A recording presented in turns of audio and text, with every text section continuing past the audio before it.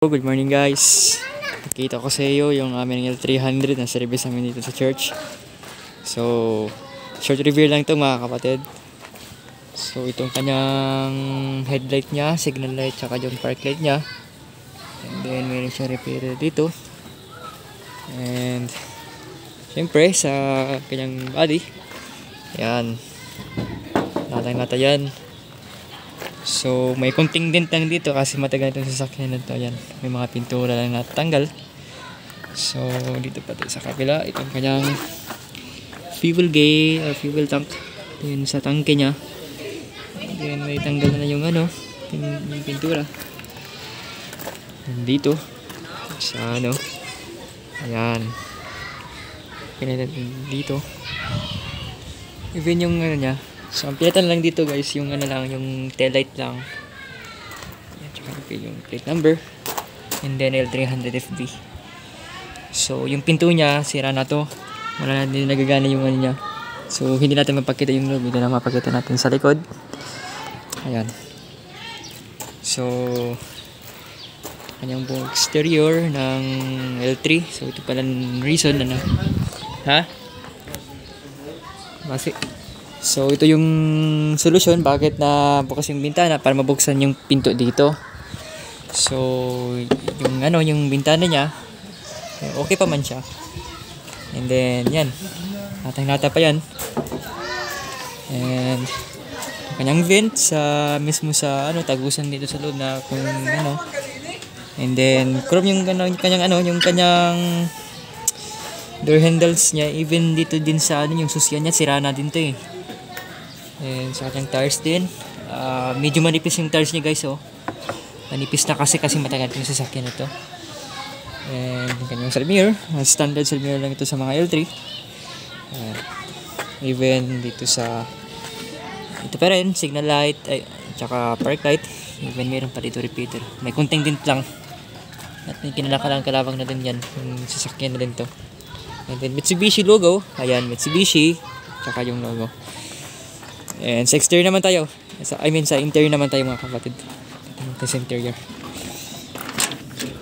And then ito kanyang medyo kinalawang na nga dito kasi lagi ito bilad sa initin tanggal na din to. So ito kanyang interior, medyo punit na din dito. So ayan, ito pa lang yung kanyang sa pedal.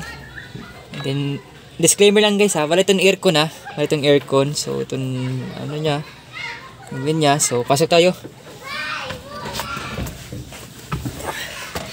Yun. So manual lang guys yung window niya. Ayan. So yung tinakbo niya is around actually mataas yung mileage nito eh. Tingnan nyo. Ayan. Taas na yung mileage na to kasi matagal to sa sasakyan na to. Sasakyan na itong nabili namin dati so ginagamit ito pang service sa church, panghakot ng mga gamit. So itong kanyang steering wheel. So ayan, horn button.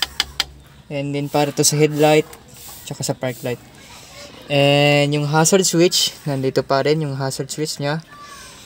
And then ito sa blower to ha. Sa blower to. Tapos meron siyang vent mismo sa By the way, yung glove box niya dito mabubuksan kasi may nakastock na dyan. So ito yung dating stereo. So wala itong stereo kasi tinanggal na. Even blower lang to guys, wala itong aircon na. So kanyang vent. And then mayroon pa dito sa na pinais namin dito yung sa ilaw niya. Ayan.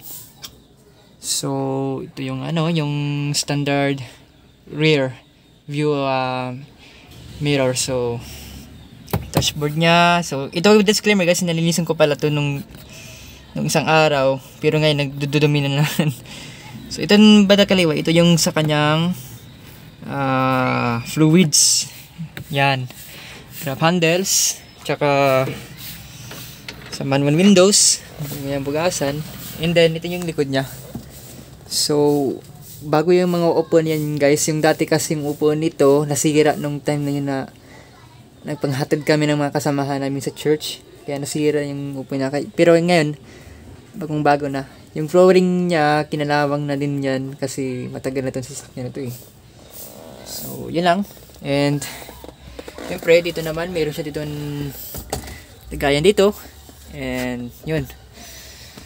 So sa kanyang seatbelt, meron siyang seatbelt dito sa gitna. Disclaimer guys So ito yung ano, wala naman tayong magagawa dito. Yung seatbelt niya sa passenger, ito yun. So kung nakita nyo kanina, ipakita ko yung sa vent kanina, ito yun, yung tagusan dun sa ano, kung may aircon, para yung init dito, para hindi maghano yung init, para magtuloy-tuloy yung dali ng lamig ng aircon. So tara, pabaya na tayo guys. So teka lang. Ayan.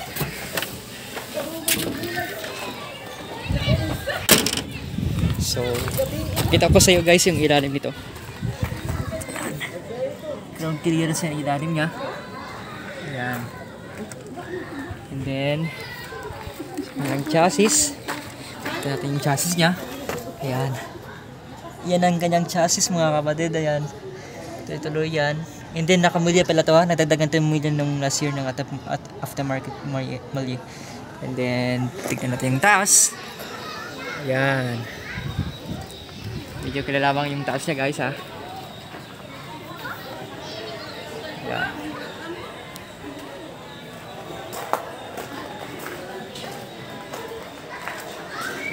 Ayan.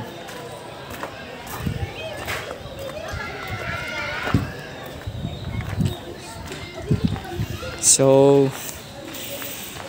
thank you everyone for watching this video sa ating short review lang dito sa aming L300 na palagi namin ginagamit pag celebrate sa church. So don't forget to like and share, subscribe and click the notification bell para ma-motivate kayo sa bagong labas ko bagong video. So thank you and God bless you. Bye bye.